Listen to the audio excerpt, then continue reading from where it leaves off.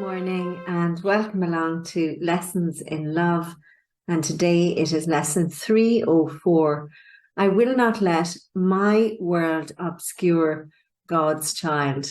So in this case, it's the world that I have made up. It's the world that I have imagined.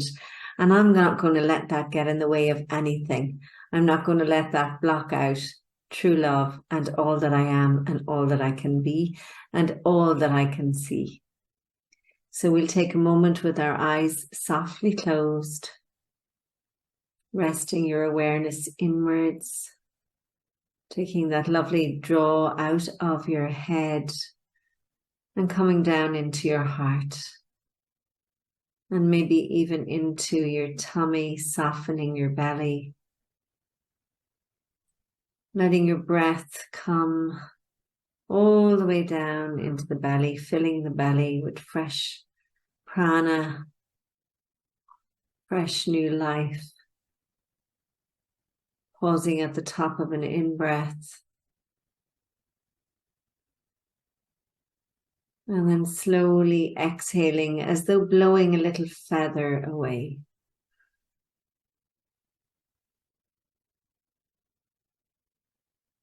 Another nice long deep breath in and exhale.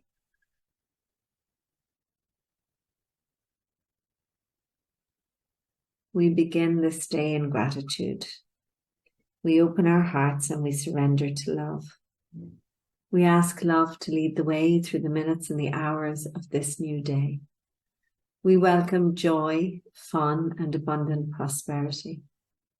And we recognize that all encounters are wholesome and that all experiences can be met with a peaceful heart that is anchored in the truth that we are one, that we are love, and that we are truly free.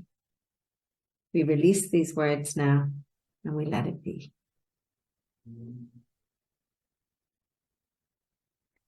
Okay, so I will not let my world obscure God's child. I can obscure my holy sight if I intrude my world on it. And I cannot see the holy sights the child of God looks on unless I use its vision. Perception is a mirror, not a fact. And what I look on is my state of mind reflected outward. I would bless the world by looking on it through the eyes of the innocent child of God, and I will look upon the certain signs that all my sins have been forgiven me.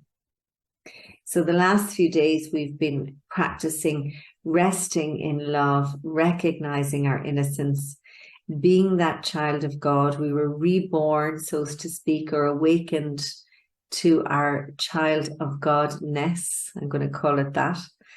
And so now we're not going to let anything that we might make up obscure that. So like beginning as we do, like anchored in love, anchoring in that innocence, anchoring in that childlike state. And if our consciousness is rested there, form will follow from there. So form will follow as peaceful. Does that make sense? So what we're projecting out will be peaceful. Perception is a mirror and not a fact.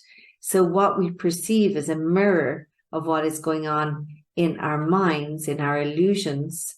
It's not a fact. The fact is that only love is real. The fact is that we are innocent. The fact is that beneath everything we see, there is only love and light. But in order to know this, we must rest in our innocence. And I will look upon the certain sign that all my sins have been forgiven me. So I will be knowing innocence in others. I will be knowing my innocence. And what I am seeing, the peace that I'm knowing and seeing, is the proof that I have forgiven all my sins. I have forgiven myself and I have forgiven all others.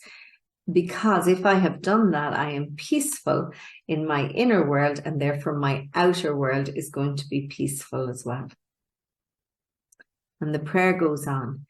You lead me from the darkness to the light, from sin to holiness. And remember, this is from your idea of sin. Let me forgive and thus receive salvation for all the world. It is your gift, my author, given me to offer to your holy child, that it may find again the memory of you and of your child as you created it.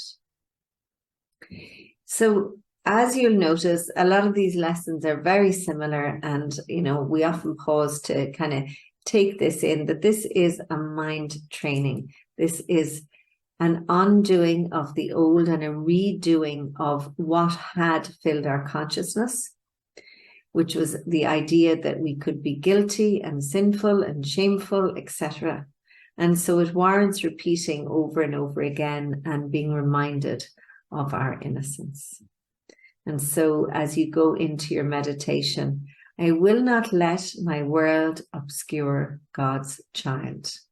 I will not let my world, and it's a small it's my little, will not let my little ideas obscure what is real and holy and beautiful and good and right. So I hope you enjoy your practice.